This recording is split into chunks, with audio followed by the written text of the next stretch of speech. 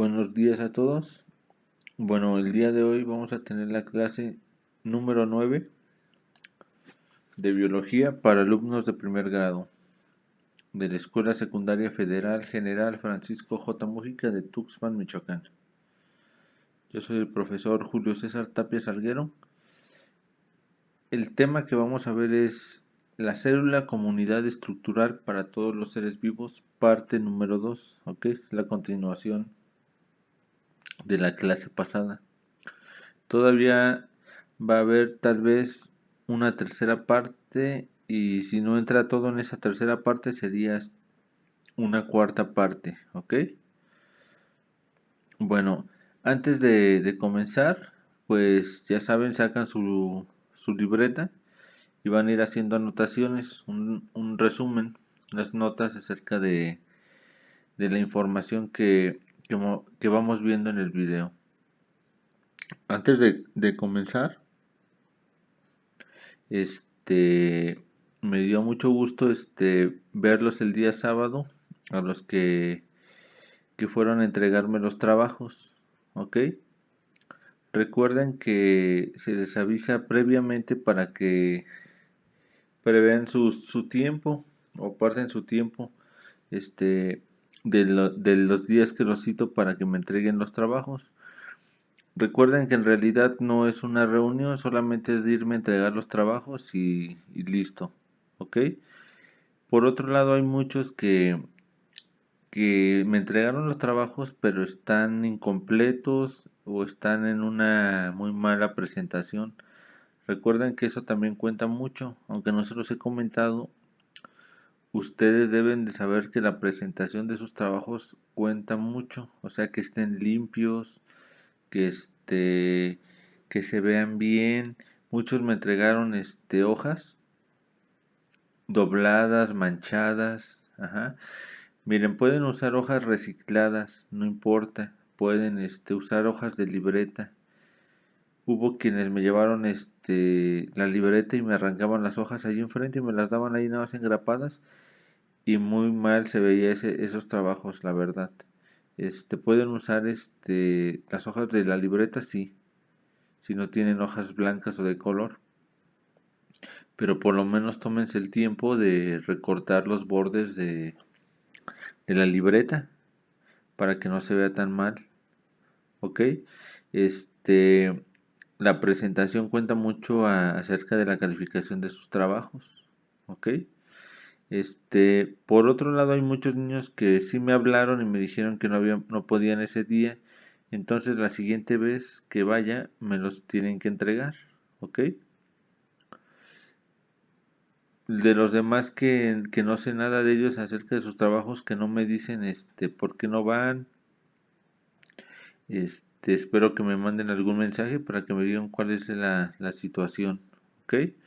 Para los que me mandaron mensaje, pues les agradezco que hayan tenido esa atención. De todos modos, hay que recordar que, que para no atrasarnos tanto, y tener yo por lo menos algo en las listas, estarlo viendo, que la siguiente vez que vaya, si me entreguen sus trabajos, ¿ok? Y los que sí me los entregaron, pues seguir de la misma forma, ¿ok? Recuerden que tienen que llevar sus trabajos cuando me los entreguen engrapados o con un clip con su nombre completo y grado y grupo, ¿ok? De todos modos, yo les digo qué día iría. Yo creo que no voy a ir este próximo sábado, sería yo creo hasta dentro de 15 días, para que sean más trabajos los que me entregan y no vaya por 2 o 3 nada más, ¿ok? Por otro lado, me comentaron que en algunos grupos de ustedes que tienen extras, no sé si de otras materias o grupos de WhatsApp que crearon para ustedes, habían corrido un rumor, o no un rumor, sino una imagen de una guía que yo había mandado. Ajá. Miren, esta es una guía de 2 semanas que dura hasta la siguiente, esta semana que estamos comenzando. Pero esa guía sí la hice yo efectivamente, pero no es para todos los alumnos, solamente es para los alumnos que no pueden ver los videos de clase. Ajá. Estos niños que viven muy lejos y que no tienen celular, que es imposible que puedan ver las clases por ninguna de las plataformas. Para eso hice esa guía. Ajá. Son los mismos trabajos o trabajos muy parecidos a los que realizamos con los temas de clases que vemos en los videos, pero son para estos niños que les digo tienen esta complicación, no son para todos, ¿ok? Para que ni impriman esa guía ni la resuelvan, porque la manera ideal o la manera indicada es que vean estos videos, que vean las clases y hagan los trabajos y los apuntes de estas clases. ¿Por qué? Pues porque estas clases se las estoy dando o se las estoy narrando como si fuese una clase en vivo. Ajá. El aprendizaje obviamente no es el mismo si a los niños que están realizando estas guías a distancia. Ajá. Porque son solamente trabajos que se les están dejando. No hay una explicación del trabajo ni nada. Entonces es diferente, nada más es como para que estén trabajando y vayan aprendiendo algunas cosas, algunos términos con estas tareas, pero no es lo ideal. En realidad lo ideal es seguir así como estamos ahorita. Entonces ustedes que están viendo los videos no hagan caso de estas guías, ¿ok? Muy bien. Entonces ahora sí continuamos. Al término de la presentación les voy a dejar un trabajo, pero ya les explico al último de la presentación. Un trabajo que va a ir a la carpeta de evidencia, o sea, en las hojas. ¿Ok? Muy bien. Bueno, continuamos. Después de la publicación de los trabajos de Roberto Hooke con respecto a las células y con la popularización del microscopio entre la comunidad científica, las observaciones, los descubrimientos y publicaciones nuevas acerca de las células se multiplicaron rápidamente y fueron útiles en diversos campos. Ajá. Entonces la aportación de Roberto Hooke, lo que pasó es que incentivó o abrió algo que es necesario y fundamental para un científico, en este caso para los naturistas o biólogos. Ajá. Es esta chispa que es la curiosidad. Ajá. Se dice mucho que un científico, o en el campo de la biología, una de las cosas más importantes es que tengas curiosidad acerca de las cosas, del origen de las cosas o el funcionamiento, ya sean fenómenos naturales o de los organismos, ajá, cómo funcionan o cuáles son sus orígenes. Entonces Roberto Hooke, como quien dice, inició este cosquilleo hacia la comunidad científica de esa época, en querer, en como él ya lo había visto, a lo mejor a otros científicos, a otros biólogos, les dio curiosidad poder ver este mundo que Roberto Hooke hablaba, en el cual mucha de la comunidad científica de esa época trataba de, de echar abajo estos avances de Roberto Hooke, o sea, decían que no eran verdad. Ajá. Querían refutar su teoría, querían decir, ¿saben qué? Se equivocó, se lo inventó, pero muchos de ellos se dieron cuenta que sus observaciones eran verdaderas. Entonces aportaron a muchos campos, ajá, de la ciencia en esa época, de las ciencias médicas. Ajá. Vamos a ver un poquito más adelante a qué se refiere con otras ciencias o que aportan otros campos de la investigación. Pero seguimos, dice, se identificó microorganismos causantes de enfermedades. Ajá. Entonces el campo que aportó uno de ellos es a la medicina. Fue posible describir y explicar la función de ciertos órganos y estructuras en plantas y animales. Se descubrió todo un mundo microscópico, abundante en vida, ya sea en el agua marina, o sea, agua salada, o en el agua dulce, que aquí lo representa como agua de florero. Ajá. Porque Anton van den Hoek, el holandés, el que no inventó el microscopio, pero sí sus lentes los mejoró. Ajá. Mejoró muchos lentes y pudo ver algo que Roberto Hooke no había visto nunca, células vivas. Ajá. Pero luego lo vamos a ver más adelante con la historia del microscopio, cómo fue que el microscopio fue evolucionando en el sentido de su tecnología. ¿Ok? Muy bien. Entonces lo que Roberto Hooke sentó las bases de una nueva rama de la biología. Ajá. Como hemos visto, la biología es la ciencia que estudia la vida y su funcionamiento. Ujú. Entonces la biología es muy amplia. Ajá. No hay un biólogo, un naturista que pueda estudiar todos los aspectos de la biología. Entonces se dividen por ramas, ajá, como si fuera un árbol de genealógico, vamos a pensar. Pero estas ramas se llaman o se dividen de acuerdo a a características de estudio, ajá, ya sea la botánica, la zoología, la micología, ajá, la parasitología, etcétera. Entonces, lo que Roberto Hooke sentó en las bases fue para una rama de la biología, la cual se llamó la microbiología, o se llama microbiología, que es la rama de la biología que estudia los microorganismos, ajá, los organismos microscópicos. Entonces, al descubrir este mundo nuevo, Roberto Hooke sentó las bases de algo que podría dar las respuestas a algo que en ese entonces no se tenía, como por ejemplo en las ciencias médicas el origen de muchas de las enfermedades. Ajá. Por ejemplo, la Edad Media. La Edad Media es una edad en la cual era como, incluso se refieren a la Edad Media como el oscurantismo, ajá, porque no hubo avances científicos. Sí hubo, pero muy poquitos. Ajá. Y las personas que investigaban, o los científicos de esa época, se les tachaba de brujos o de brujería y se los mataban, ¿no?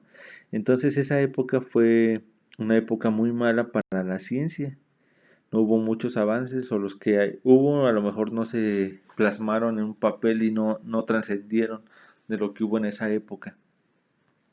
Entonces las enfermedades se trataban de otra forma, se pensaban que los orígenes de las enfermedades eran por maldiciones y muchas otras cosas. Ajá. Pero hoy en día sabemos, gracias a la microbiología, de dónde vienen ciertas enfermedades. El mundo de los microorganismos o de la microbiología, no porque no lo veamos a simple vista, quiere decir que no esté ahí. Ajá. Anterior al principio la biología solamente se estudiaba desde un punto de vista macroscópico, que significa lo que el hombre puede observar a simple vista. Ajá. Ya sea incluso con una ayuda de una lupa de mano. Los microorganismos no se pueden ver a eso, son muy pequeños que se tienen que observar a un microscopio, pero sí son muy importantes en la vida porque causan muchas enfermedades. En la actualidad, por ejemplo, estamos en una época con un problema, ¿no? Que es un virus, el COVID. Ajá. El COVID es un virus el cual existe, está ahí, pero no lo podemos ver. Ajá. Mucha gente no cree acerca de estas enfermedades porque no las podemos ver, ajá, no las podemos palpar, porque son imperceptibles para el ojo humano, pero eso no quiere decir que no estén ahí. Ajá. La gripe, ajá, el virus de la gripe existe, pero no lo podemos ver, ajá, al menos en un microscopio sí, pero a simple vista no, pero no porque no lo podamos ver quiere decir que no exista. Entonces esto que hizo Roberto Hooke sentó las bases para un estudio que hasta el día de hoy se hacen, ajá, en los estudios del mundo microscópico, no nada más por las enfermedades, no nada más tiene que ver con las enfermedades, sino también tiene que ver con un mundo diferente que es el de la biología celular y molecular, que más adelante lo vamos a ver a qué se refiere, pero pues, un ejemplo de ello son la ingeniería genética, que no es que sea muy moderno, pero de hace unos 30 años hacia acá, ha tenido un apogeo muy grande. El mismo maíz que ustedes compran en los elotes, perdón, que compran en los jardín o por su casa, que son muy amarillos, ese es un vegetal modificado por el hombre. Eso tiene que ver con la microbiología y con la biología celular y molecular, la transformación de organismos, transmitir genes de otro animal o de otra planta a otra planta. Pero más adelante vamos a ver a qué se refiere, pero tiene que ver mucho con los aportes de Roberto Hooke desde esta época. Continuamos. La investigación no solo se centró en los microorganismos, también se observaron los tejidos de los organismos pluricelulares. El botánico Matthias Jakob Schleiden y el zoólogo Theodor Schwann, ambos de nacionalidad alemana, compartieron y compararon los estudios que habían hecho por separado, uno en las células vegetales y el otro en las células animales. Encontraron similitudes entre los dos tipos de células y juntos publicaron sus observaciones en la obra llamada Investigaciones microscópicas sobre la concordancia de la estructura y el crecimiento de las plantas y los animales en 1839, y con ello establecieron el primer postulado de la teoría celular. ¿Ok?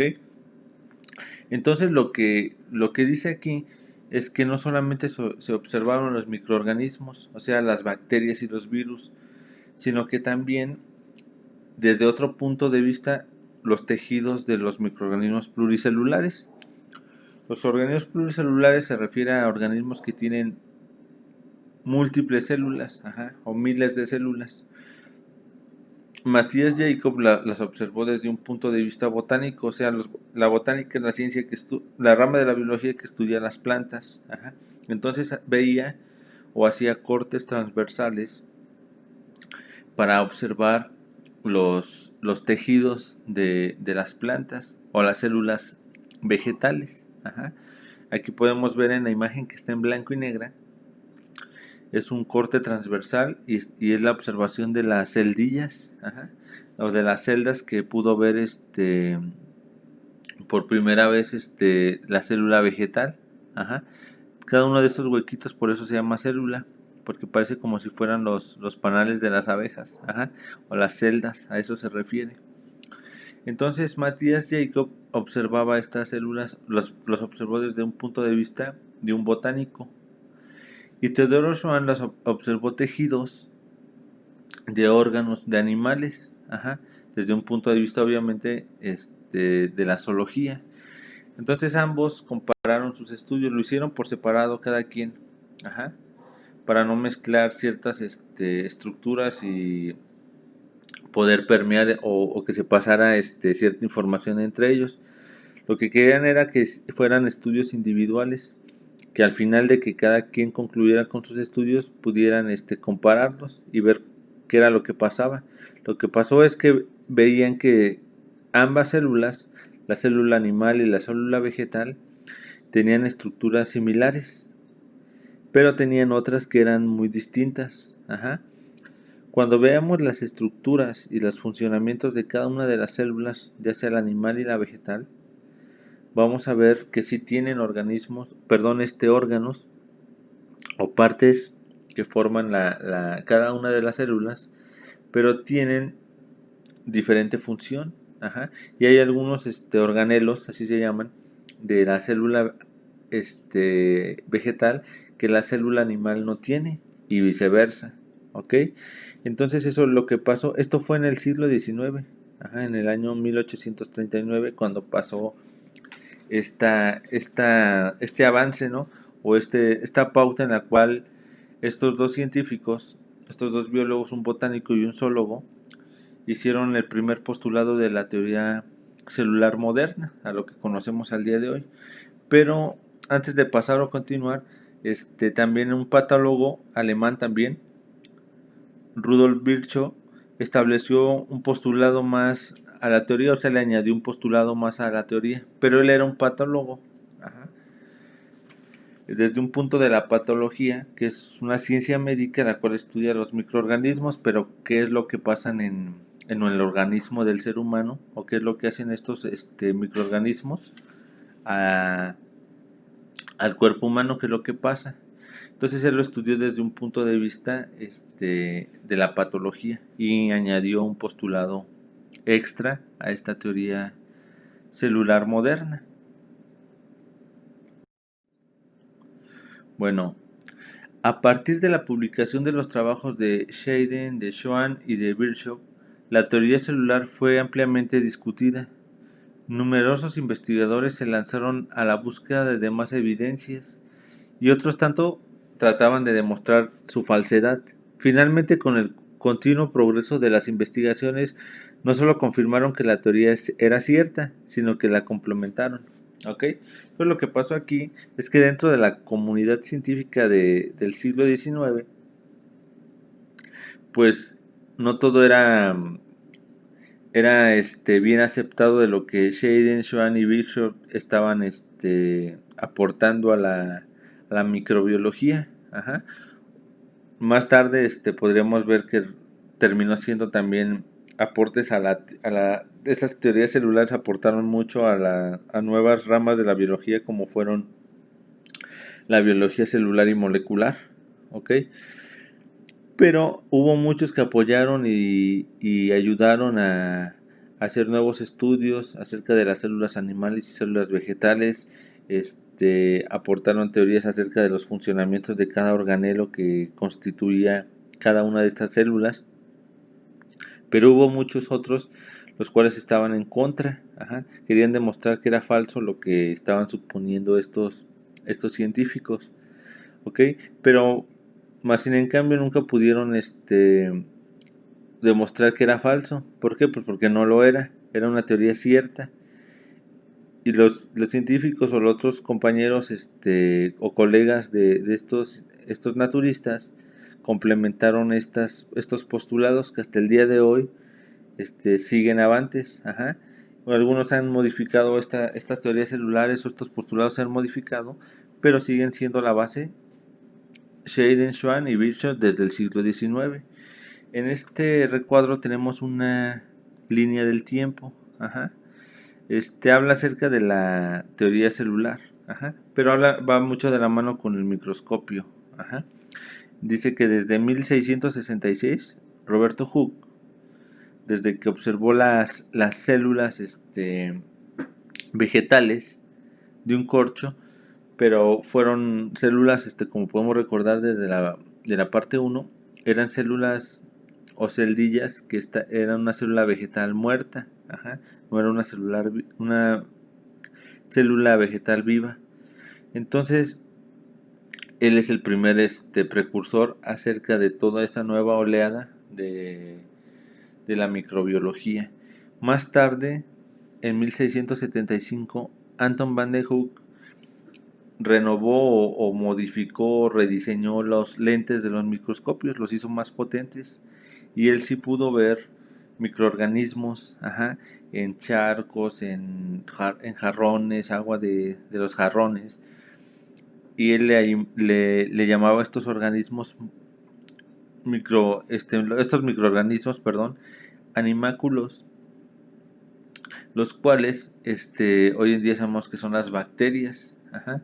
Pero obviamente él era la primera vez que los observaba, solamente los dibujaba y veía qué estructuras tenían. Ajá.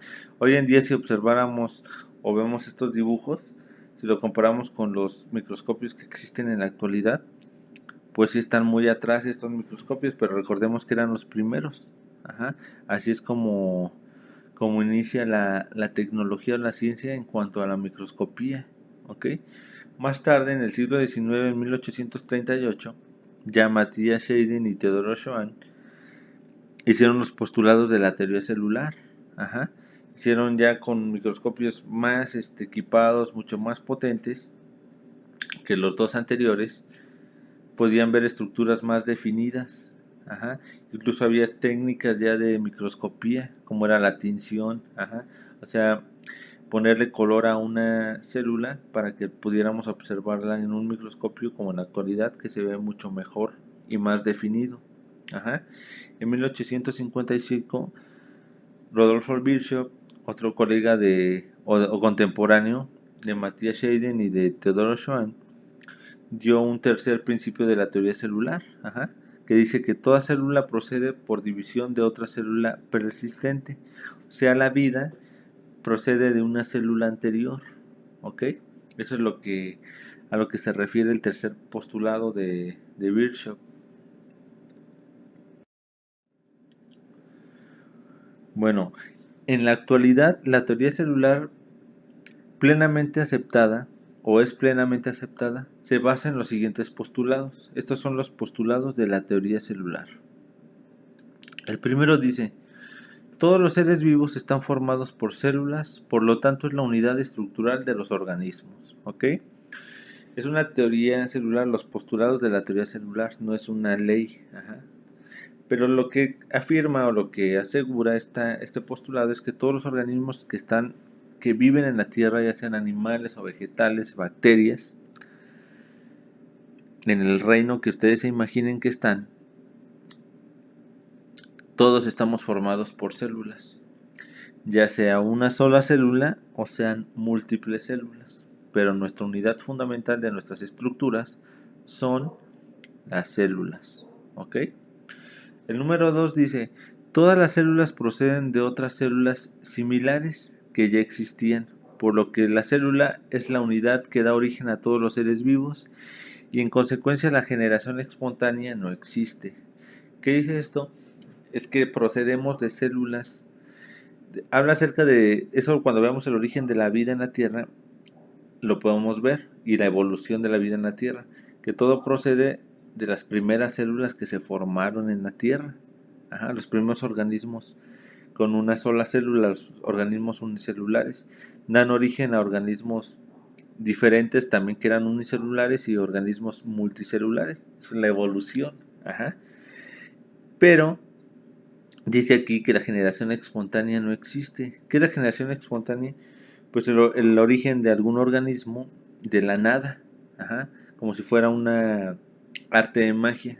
Como cuando veamos la generación espontánea y cómo se refutó esta teoría, pues hablaba acerca, por ejemplo, ciertas mitos que se tenía que la suciedad, por ejemplo, en un granero salían ratas, así de la nada de la suciedad, o las cucarachas, si dejabas basura y todo ahí, de la nada nacían las cucarachas. Hoy en día sabemos que eso no pasa así.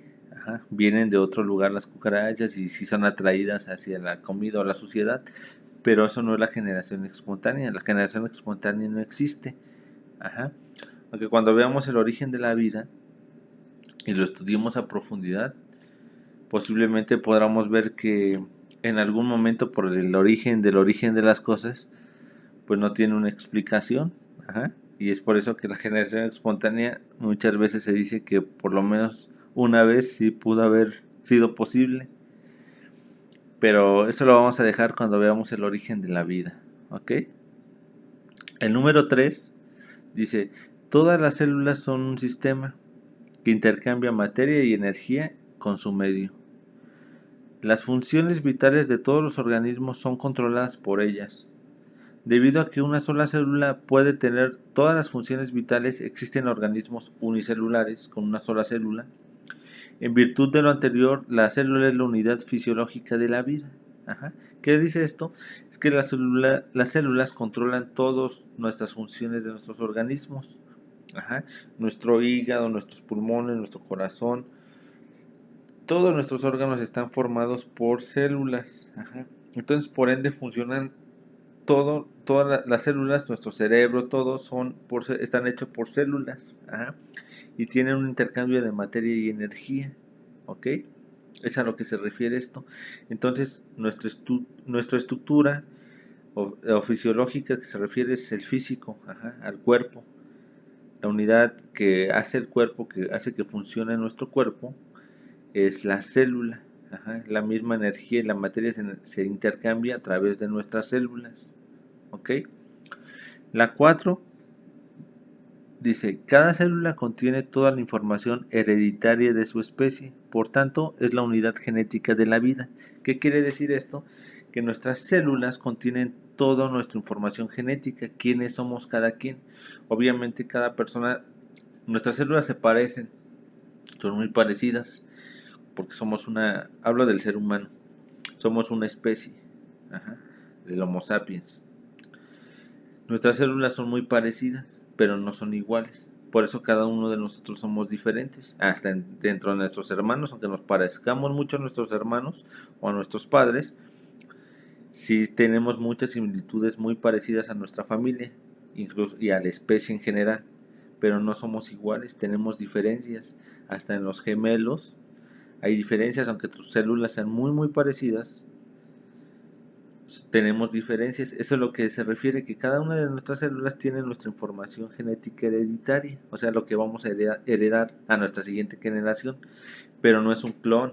Cuando nosotros tenemos, o heredamos nuestros genes a nuestros hijos, heredamos una parte de nuestros genes y la otra parte la genera la mujer en el caso del hombre y al revés, el caso de la mujer, 50 y 50%.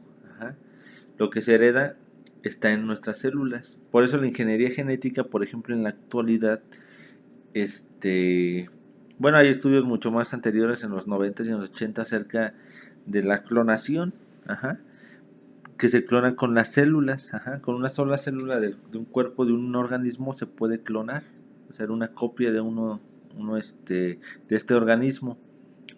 ¿Por qué? Pues porque una célula tiene la información genética de una persona o de un organismo. Por ejemplo, hace un tiempo leía en una revista de la National Geographic, decía acerca de cómo se interesaba, por ejemplo, en los caballos, en estos caballos que son pura sangre, que usan para las carreras en los hipódromos.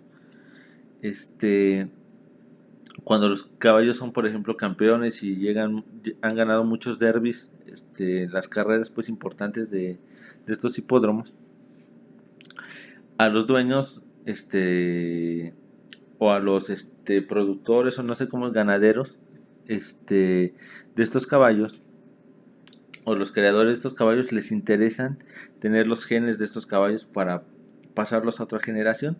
Pero a veces, por ejemplo, el caballo que es muy ganador lo tienen que cruzar con con una yegua, pero pierde el 50% de estos genes, porque los otros 50% lo va a tener la hembra, y posiblemente los genes que hacen que este caballo sea muy rápido y que sea muy ágil no se transmitan a su herencia. Probablemente a veces sí y a veces no. Eso es algo estadístico. Y hay estudios genéticos que hacen estas cálculos. Pero cuando les dan la opción, por ejemplo, de clonarlo, decir, bueno, y si clonamos el caballo, esos genes 100% sí se van a pasar al organismo, al siguiente. Entonces ha abierto una oportunidad la genética o la ingeniería genética en este sentido. Obviamente tiene un concepto diferente cuando hablamos de la ética, ¿no? Y muchas veces en muchos lugares no es permitido la ingeniería genética en algunos animales y en el ser humano, obviamente. Pero ha abierto este campo de oportunidades. Por ejemplo, en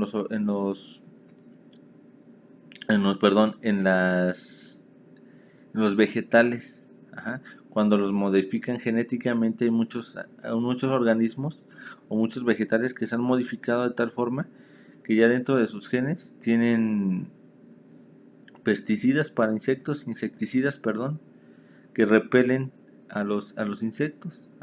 Eso también tiene un problema ético y de salud que no sabemos qué repercute, pero todo eso tiene que ver con ingeniería genética.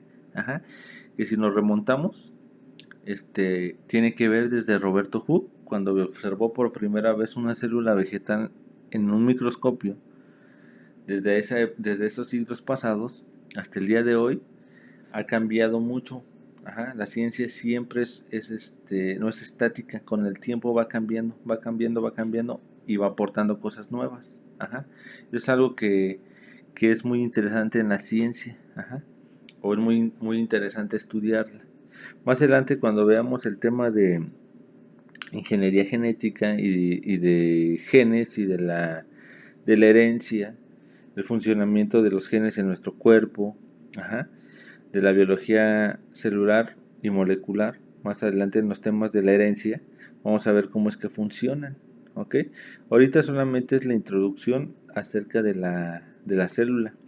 La siguiente parte vamos a hablar del funcionamiento de las células, ya sea animal y vegetal, y en qué se diferencian una de otra, cuál es la que tenemos nosotros, cuáles son las que tienen las plantas, cómo funcionan, ok, muy bien.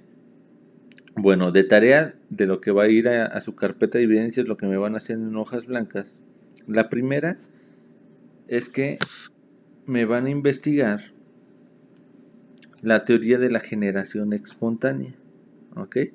Me van a investigar qué es la generación espontánea o a qué se referían con eso, de qué se trataba, cómo era que la explicaban, quiénes la explicaban, ok, me van a investigar eso, qué es la generación espontánea. Y aparte, me van a hacer dos dibujos. El primero va a ser el de la célula vegetal. Dibujos hechos a mano, hechos a mano como lo mejor que les queden. Obviamente a color, los colorean con las partes de la célula, con el nombre, perdón, de todos los organelos que forman la célula animal y vegetal. Eso también es en hojas que van a ir a la carpeta de evidencia. Entonces hay dos tareas. Una es la investigación de qué es la generación espontánea y la otra es los dibujos, una de la célula vegetal y una de la célula animal con sus nombres hechos a mano. ¿Ok? Entonces sería todo.